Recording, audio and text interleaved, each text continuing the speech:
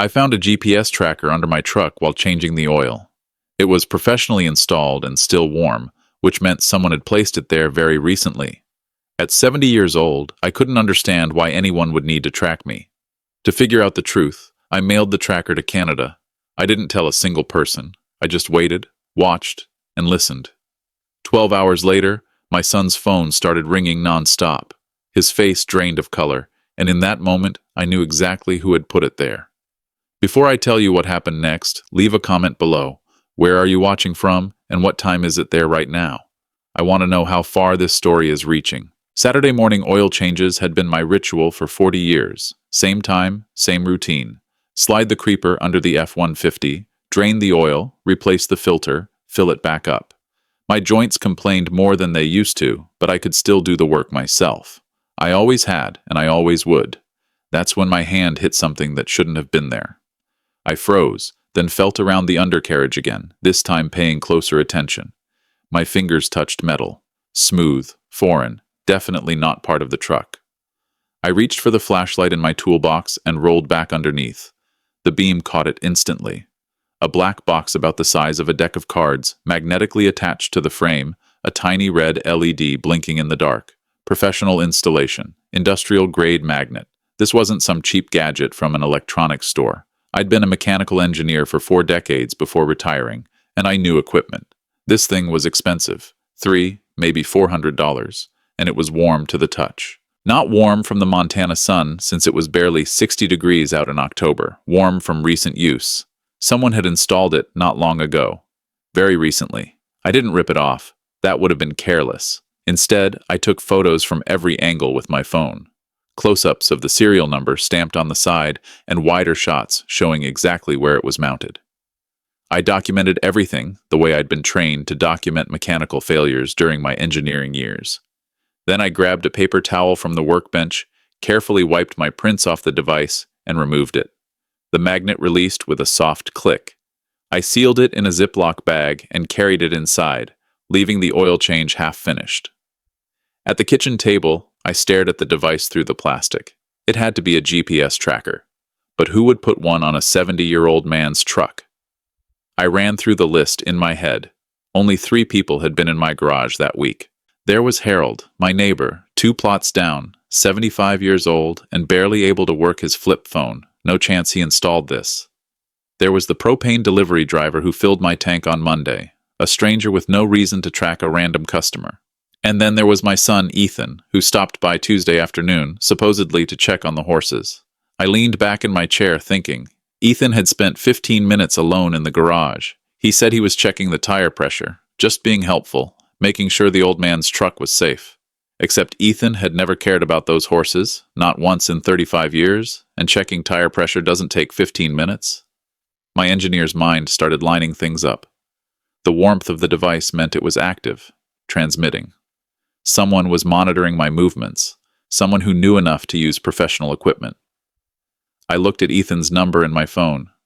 My thumb hovered over it, then stopped. No. One thing 40 years of problem-solving had taught me was never to jump to conclusions without data. You test the theory first, you observe the system. You see what breaks when pressure is applied. I opened the drawer in my kitchen desk and dropped the Ziploc bag inside. The truck would stay in the garage. I wouldn't go anywhere.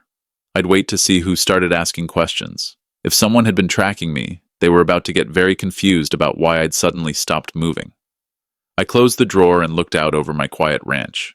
3 people had keys to my garage.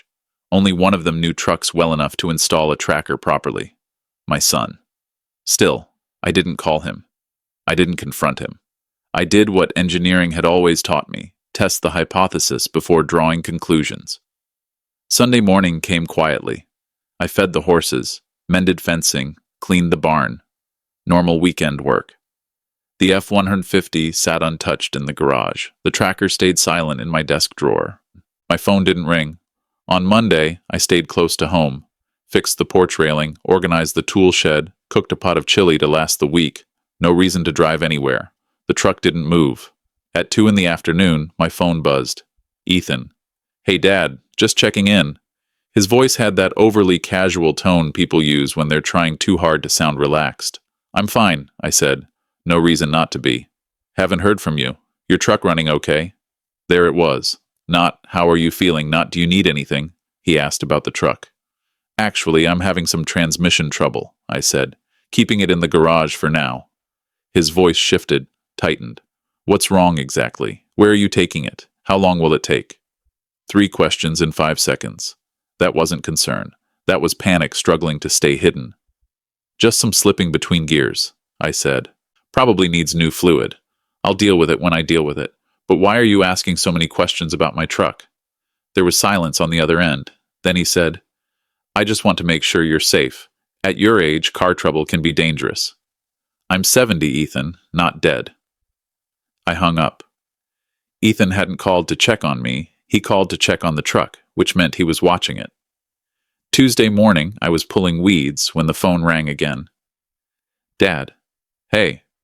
Ethan sounded breathless. I was thinking maybe I could come by this weekend. Sure, I said, but the truck's still not fixed. You're sure it's just the transmission? Nothing else wrong with the truck? His voice jumped half an octave. I stopped pulling weeds. That was too specific. What else would be wrong with it? He stumbled over his words. I don't know. Just making sure. Old vehicles can have more than one problem. It's fine, Ethan. Just the transmission. After I hung up, I sat at the kitchen table. 2 calls in 3 days. Ethan usually called once a month, if that, and both times he'd asked about the truck. Not about me, not about the ranch. The truck. I opened the desk drawer and looked at the Ziploc bag. The tracker's LED still blinked red, patient, and persistent. My engineer's mind started connecting dots. 6 months ago, Ethan had helped me set up Wi-Fi, insisting on doing it himself. 3 months ago, he'd fixed my laptop when it was running slow, spending an hour alone with it. This wasn't isolated. This was a pattern. Ethan hadn't been helping me. He'd been preparing for something I didn't yet understand. And the tracker wasn't about keeping me safe. If it were, he wouldn't panic just because I stayed home. This was about control, about knowing where I was at all times. Tuesday night, I sat in the dark thinking about my son, about the boy who'd learned to change oil beside me in this garage, who'd grown into a man I apparently didn't know anymore. If Ethan was desperate enough to track my movements, there had to be a reason, something big enough to make him lie to his own father. I needed to see how far he'd go. I picked up my phone and scrolled through my contacts until I found a name I hadn't called in years. Ray Fletcher. Long-haul trucker, old friend, a man who asked no questions. It was time to give Ethan something real to worry about. Ray answered on the second ring, his voice rough from 35 years of diesel fumes and truck stop coffee. Frank, you know what time it is. 6 in the morning, and I need a favor. Must be serious if you're calling this early.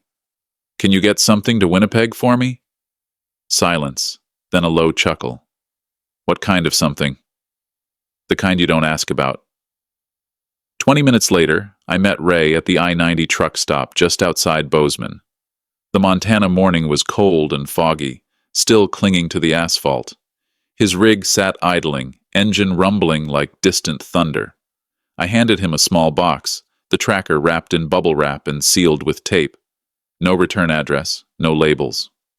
What's in it? Ray asked, turning it over in his thick hands. Nothing dangerous, nothing illegal, just needs to get to Winnipeg. Don't open it. Don't let Border Patrol scan it if you can help it. Ray looked at me for a long moment. We'd known each other for 20 years, fixed each other's vehicles, shared beers at the 4th of July barbecue, buried our wives within 2 years of each other. He knew I wouldn't ask unless it mattered. You're a weird old man, Morrison. I know. This going to come back on me?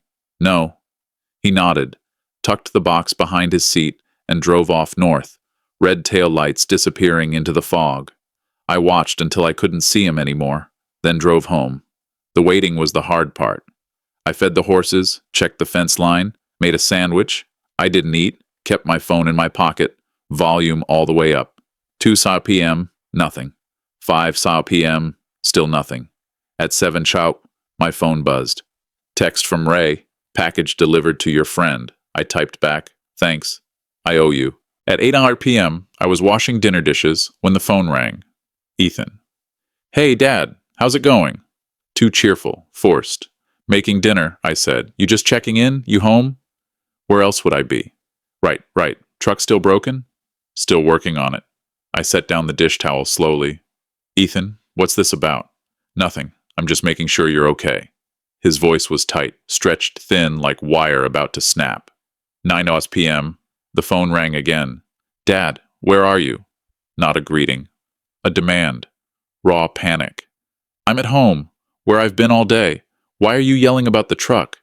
I mean, are you sure you're at the ranch? Son, are you drunk?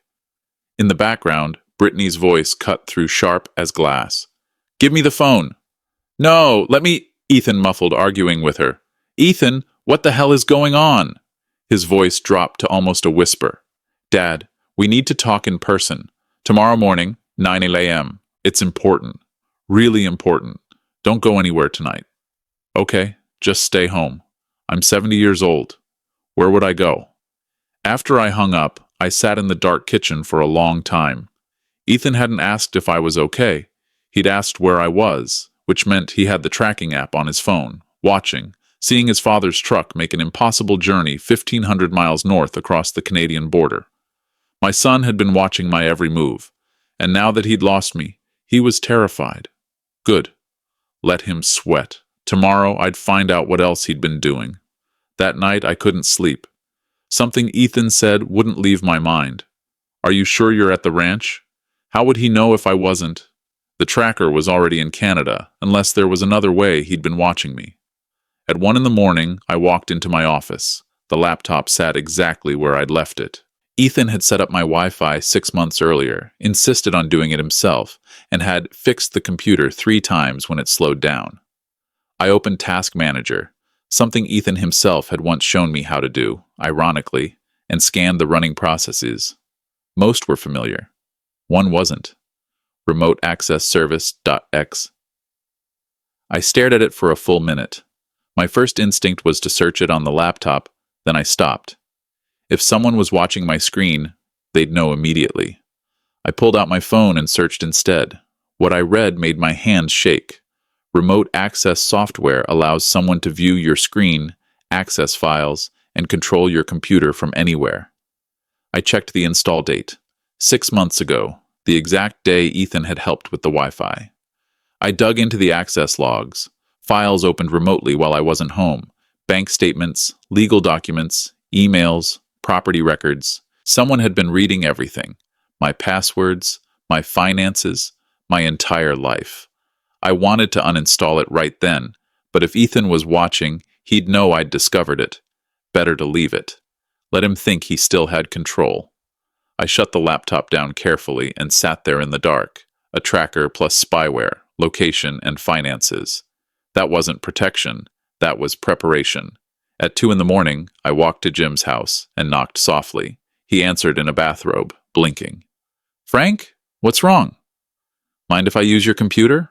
Mine's acting up. At that hour, he didn't ask questions. Good neighbors rarely do. I sat at his old desktop and started searching. Remote access software illegal. Computer Fraud and Abuse Act. Federal crime. Up to 10 years in prison. Then I searched the tracker's model number using the photos I'd taken. The manufacturer's site loaded and my blood ran cold. Advanced vehicle control system. Remote engine shutoff. Brake control. Full ECU integration. This wasn't just tracking. It was control. I searched remote engine shutoff while driving and clicked the first video. A car at highway speed, 65 miles per hour. Then the engine cut, brakes locked, and the vehicle spun into the guardrail. Test track, professional drivers, safety gear. But the message was unmistakable. On a real highway, the driver wouldn't survive. I leaned back, numb. Ethan hadn't just been watching me. He'd installed a weapon on my truck. One button on his phone, one moment, and I'd be dead.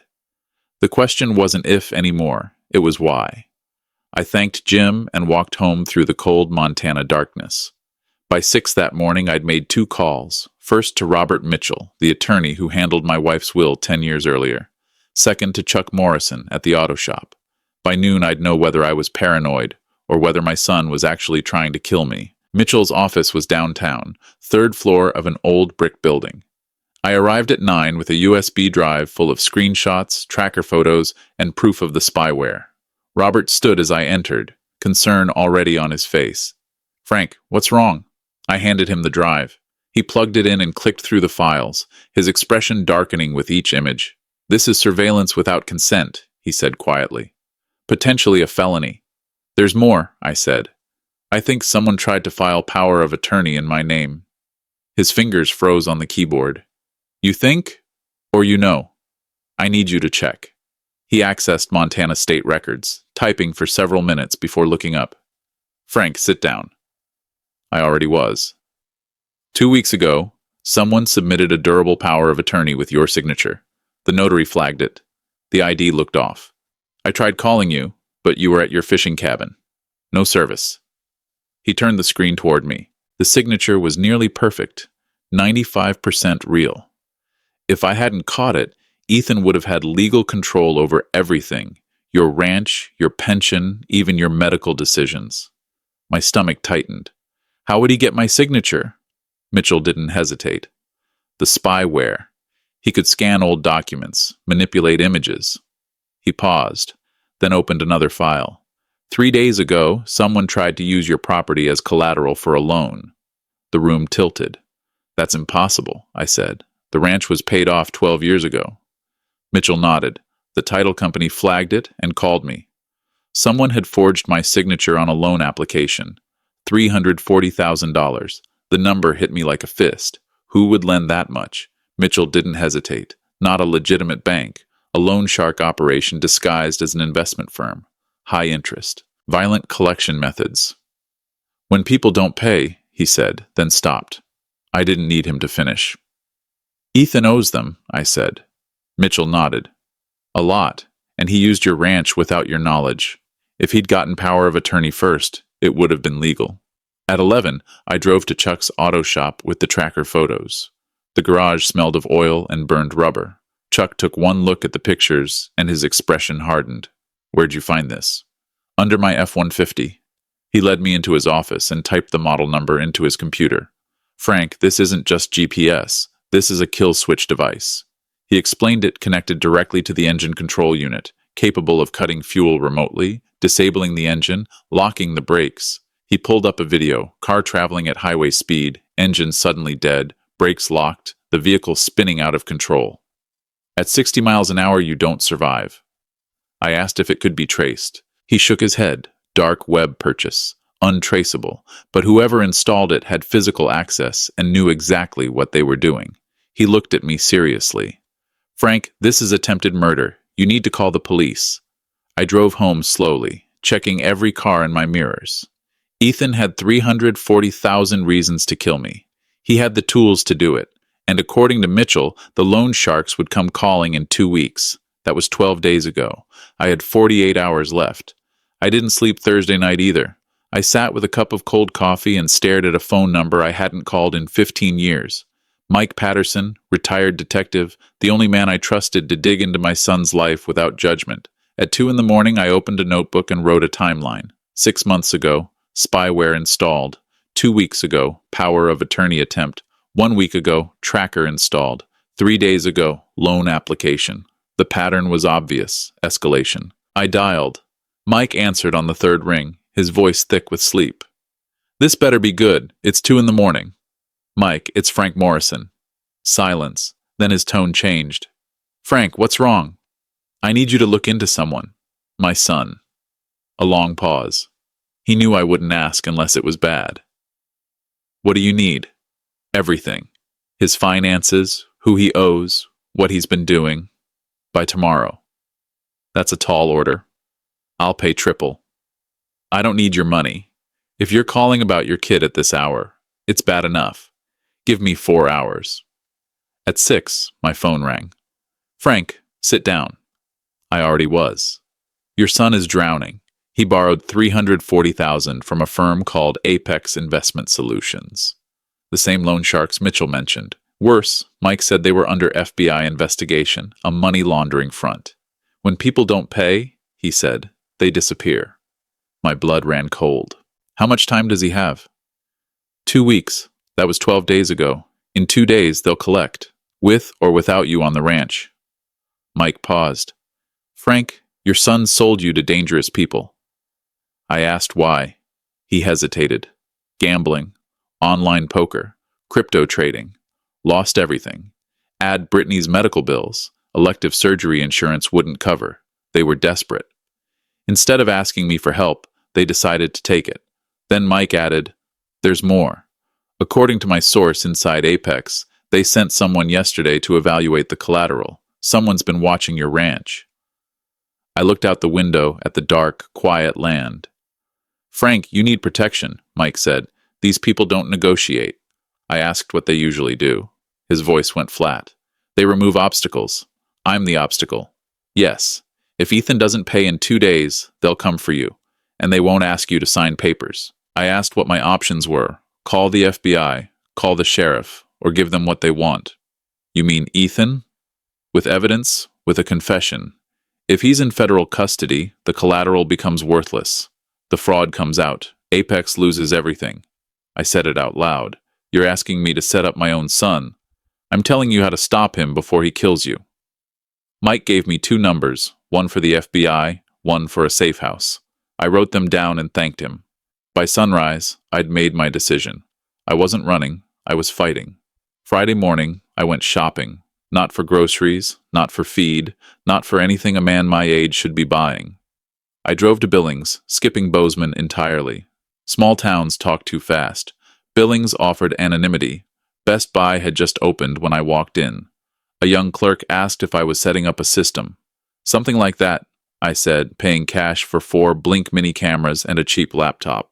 No accounts, no cloud, nothing traceable. Back home, I installed the cameras over 3 slow hours. One in the living room, hidden among Linda's old hardbacks. One behind the kitchen wall clock. One inside a wooden birdhouse overlooking the porch. The 4th behind a framed photo of Linda in my office. All 4 fed only into the new laptop. The old one Ethan had touched stayed shut. No blind spots. At 1, I called Thomas Avery. If I record my son admitting what he's done, is it admissible? He reminded me Montana is a one-party consent state. You need him to say 3 things, he said. He installed the tracker, he knew what it could do, and he intended to use your property. Fraud, attempted homicide, elder exploitation. At 2, I called the number Mike gave me. FBI Billings Field Office. Agent Martinez answered. My name is Frank Morrison, I said. My son is trying to kill me, and he's tied to Apex Investment Solutions. A pause. She asked how I knew about Apex. They're holding a fraudulent loan in my name. My ranch is collateral. She asked me to come in. I said no. But you can come here. Tomorrow morning, I'll have a recorded confession. Place agents at my ranch at 10. She hesitated. Sir, that's not typical. He installed a kill switch on my truck, forged legal documents. Apex comes for me in 2 days. You can be here tomorrow or Sunday to collect my body. I hung up. The phone rang instantly. For 30 minutes, I gave her everything. Tracker, spyware, forged signatures, timeline. She finally said, I'll send 2 agents. They'll stay hidden. It won't get dangerous, I said.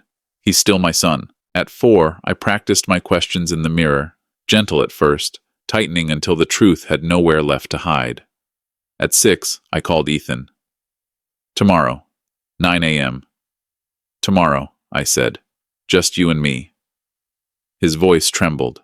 About what, Dad? About what you've done. I hung up before he could protest.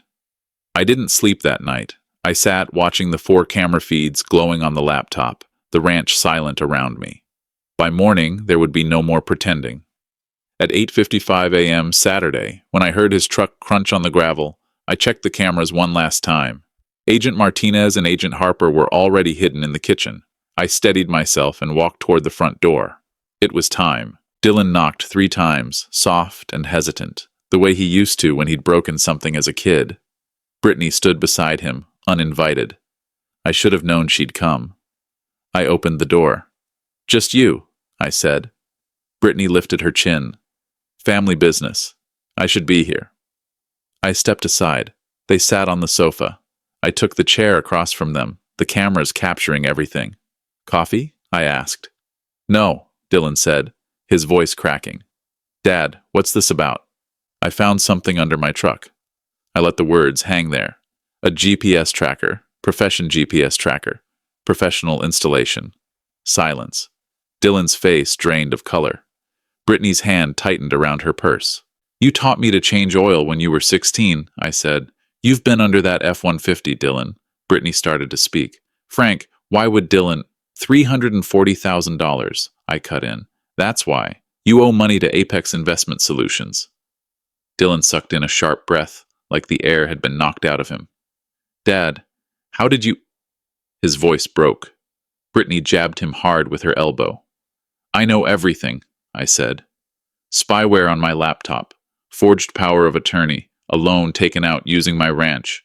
Dylan collapsed inward. Dad, they were going to kill us. 15% per month. We couldn't pay. Dylan, shut up, Brittany hissed. Let him talk, I said.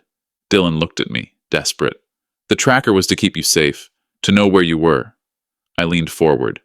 Or to make sure I signed papers. He hesitated. Both. Maybe. I was scared. You put a kill switch on my truck. Dylan froze. What? It doesn't lie. Chuck Morrison identified it. ECU access. Fuel cut. Brake lock. 70 miles per hour. His voice shot up, panicked. I didn't know it could do that. Brittany said it was just GPS. Brittany stood up. We're leaving. Sit down, I said calmly, or I call the sheriff right now. She sneered. You can't prove anything. I held up my phone. Photos, screenshots, forged documents. I can prove everything. Dylan broke. He started crying. Dad, please. We didn't want to hurt you. We just needed the ranch temporarily. We'd pay you back. Then he sobbed harder. I wasn't going to, I swear. Brittany screamed, I bought it. It was my idea. She froze. Her face went pale. So you're confessing? I said quietly. I turned to Dylan. Did you install the tracker? He nodded through tears. Did you access my computer? Yes. Did you forge my signature? Brittany did, but I knew. He looked at me, destroyed. I'm sorry, Dad. I'm so sorry. I stared at my son, broken on my sofa.